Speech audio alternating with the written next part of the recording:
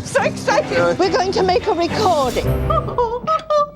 Bravo! It was wonderful, Bunny. Want to try another take? Well, I don't see why. That seemed perfect to me. When I was 16 years old, my father told me that if I didn't give up music, he'd cut me off. Of course, he didn't understand. Music is my life. Cosme McMoon? That's me, sir. Maestro, this is the talented young man I was telling you about. Then let's get started.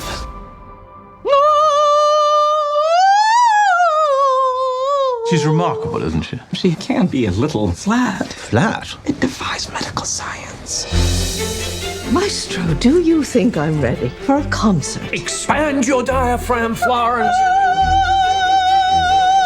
I think Madame Florence might need more lessons. Please. My wife is ill. Singing is her dream, and I'm going to give it to her. We have to help her because without loyalty, there's nothing.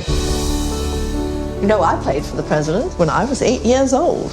Really? Yes, Little Miss Foster, they called me. I had very high hopes of becoming a concert pianist. But then when the nerves were damaged in my left hand, that was not to be. Her condition is improving. What is her secret? Music. She lives for music. That was Florence Foster Jenkins. How did she get on the radio? I lost my left leg at Guadalcanal, but that dame's got me happy to be alive. The lady is a lesson in courage, and we love her. Oh, God. She must never see this. I'd like every copy of the post that you have. I just think this might be too much for you. This is my favorite place, and I'm going to sing here. I cannot play Carnegie Hall with Madame Florence. We'll be murdered out there.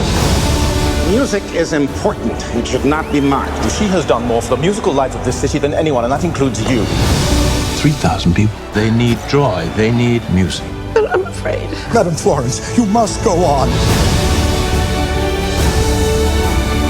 This is what we live for, isn't it? This moment.